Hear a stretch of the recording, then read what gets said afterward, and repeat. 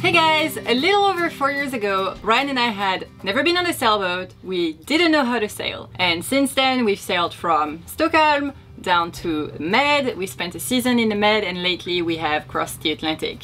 In this video we are going to share with you how we learned how to sail and our best tips for you guys who are also starting from scratch. So the first thing that we did when we realized that we wanted to pursue a sailing project and do it full time was to look for a sailing school. That's right. We had 3 requirements for sailing school. The first, it needed to be in someplace warm. The second was we needed to train in English. So Sophie's mother tongue is French. We lived in Sweden, but our common language was English. And the third was we wanted to find a school where it could just be Sophie and I on the boat, so we could get a feel for how we work together and how we work on the boat. Alright, so with that in mind, we sent an email to a bunch of schools explaining them our project, telling them that we had 0 prior experience and we wanted to have as intensive of an experience as possible. In the end, we ended up with the school in Gibraltar that could take us for 2 weeks, and it would just be Sophie and I, and we could go really hard at it. The school also used a pretty standardized curriculum from the RYA, or the Royal Yachting Association. So we did not only our competent crew, but our day skipper courses. So we found ourselves back in January 2016 in Gibraltar. Yeah. We had never been on a boat. We got to live on the boat for 2 weeks. Our instructor was a cruiser himself, and he took us around Spain, Morocco. That's right. And yeah, we get to do a whole bunch of things. Should we buy a boat today? Let's wait the end of the week. So the day skipper course that we did is part of the RYA curriculum. It's the Royal Yachting Association, which is the equivalent of the ASA in the US.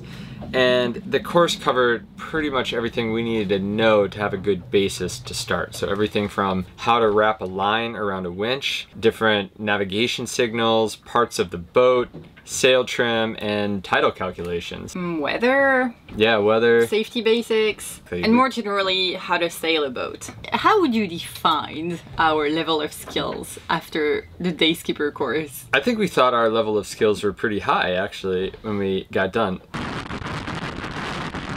But it wasn't until we got to the next phase that we realized that that might not be true. Alright, so the next step of our learning process was to buy our boat, which we could do an entire other video about. We got our boat delivered from the UK to Stockholm, where we lived at that time, because we felt we didn't have the level of skills required to cross the North Sea and go up the Baltic. Yeah. Which was a great decision. It was. And yes. The first season that we spent with our boat was a little chaotic.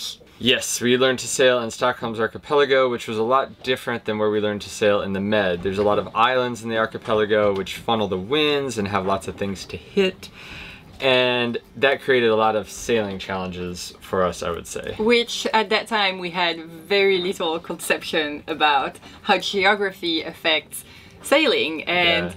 Stockholm is a very challenging sailing ground, and it's in that context that we took our own boat out for the first time. Yeah, I remember the day we got the boat and took it out for the first time, and I was like, oh man, if we didn't have this RYA course, I would have no idea what I'm doing here. But our RYA course only taught us how to sail, and we had to face a lot of other knowledge challenges. Yeah, I would say it gave us a really good base to start from. Yes. And from there we had to build on it, but it was only a base. So we had no idea how to turn the bow thruster on our boat.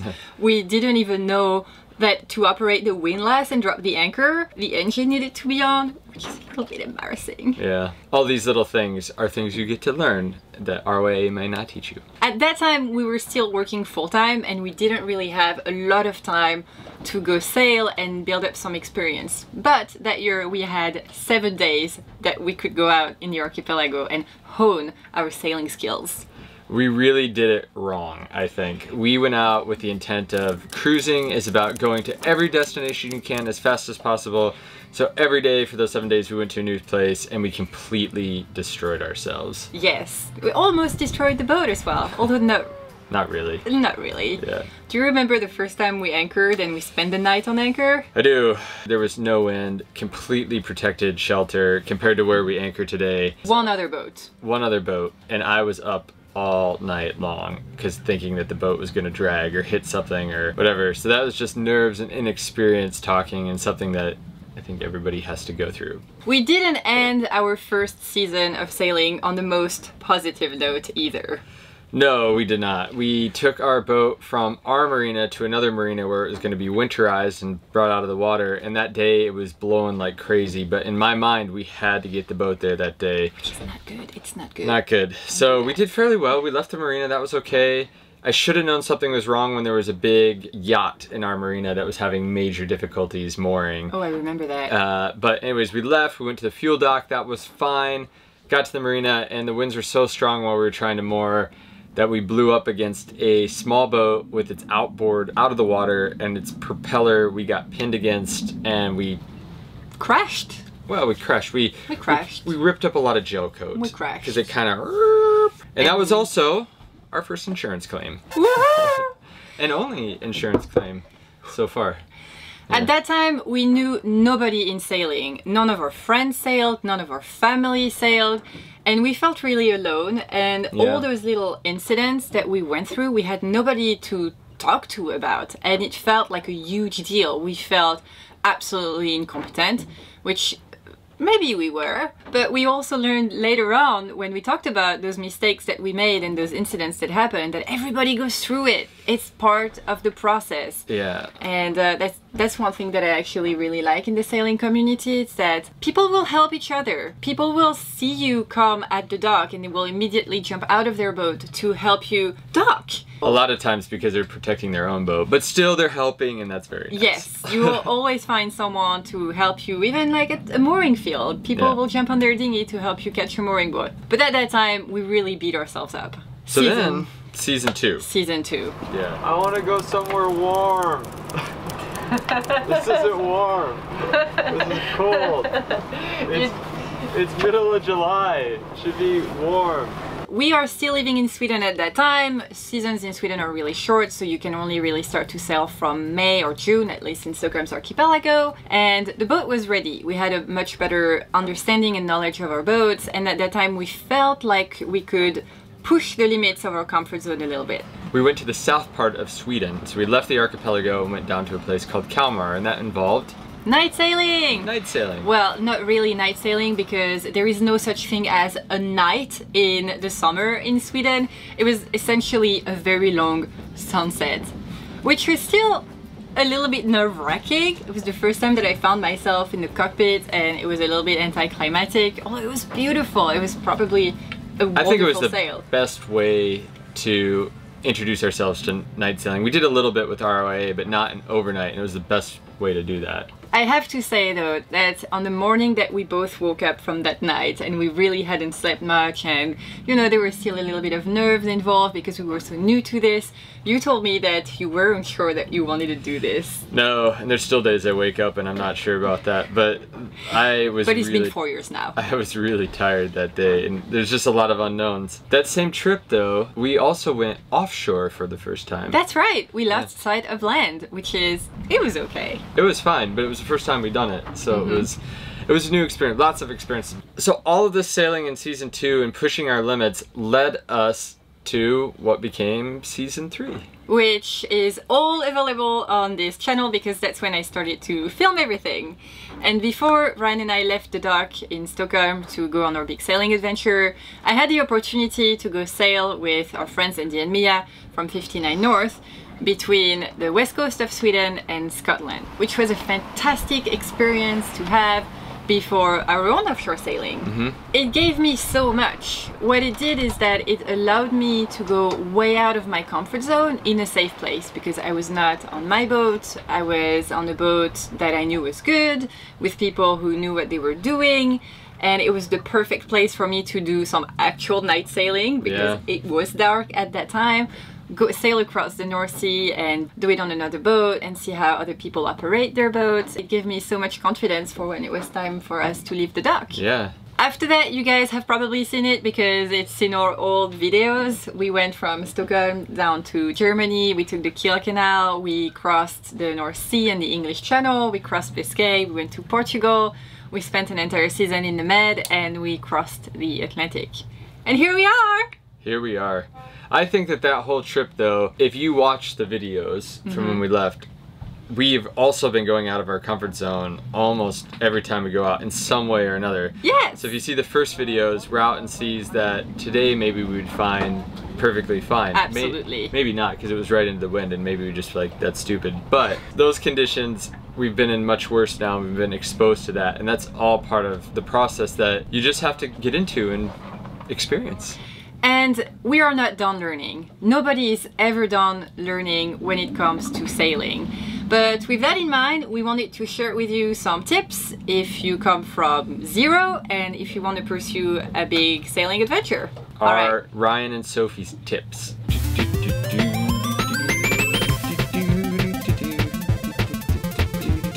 Tips.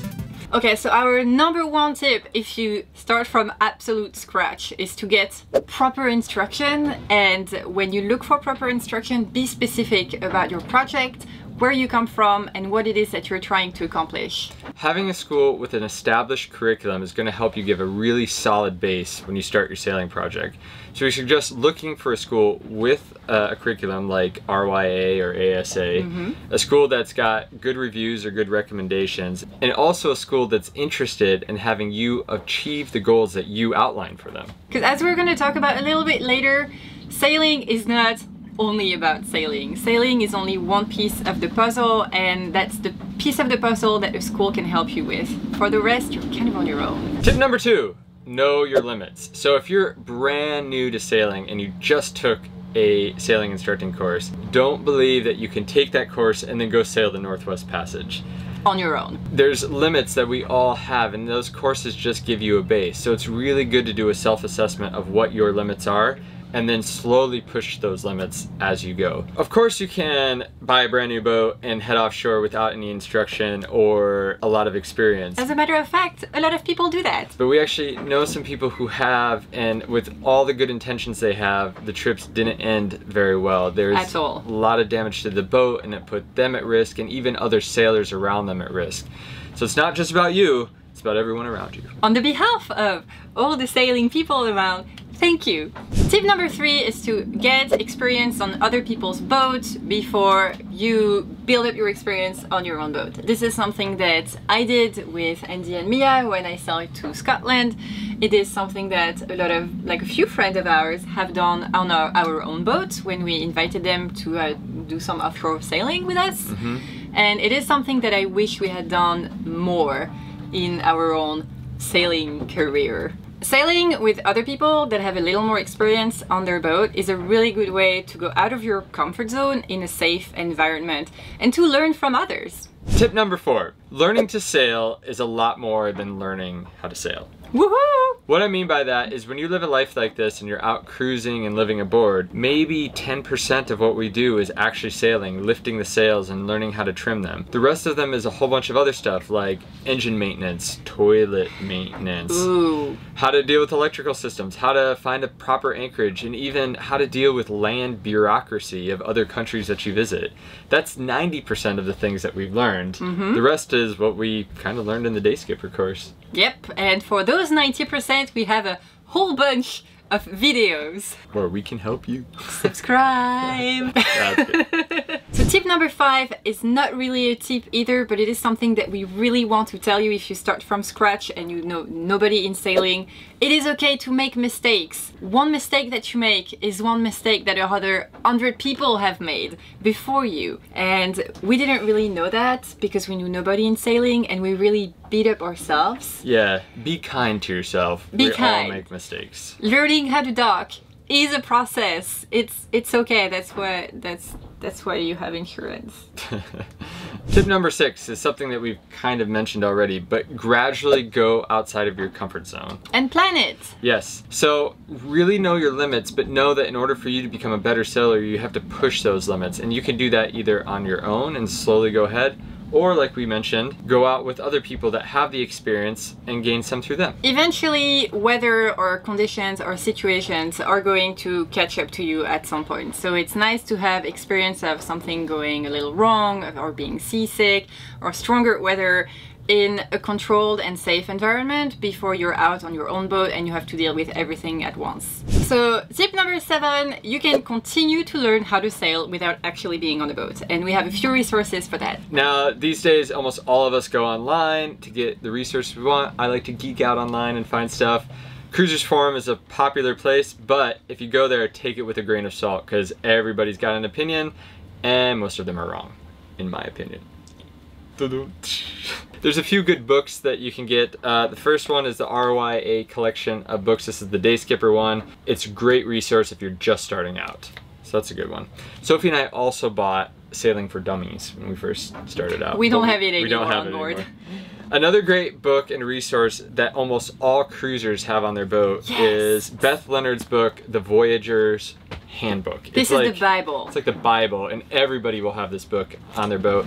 It tells everything from how to make the decision to start cruising and how to finance it, to how to select an anchor, to buying a boat, heavy weather sailing, budgeting. This book is getting a little bit outdated in my opinion, but I think that she's in the process of updating this. So hopefully that's true and it gets a little bit more technology in there.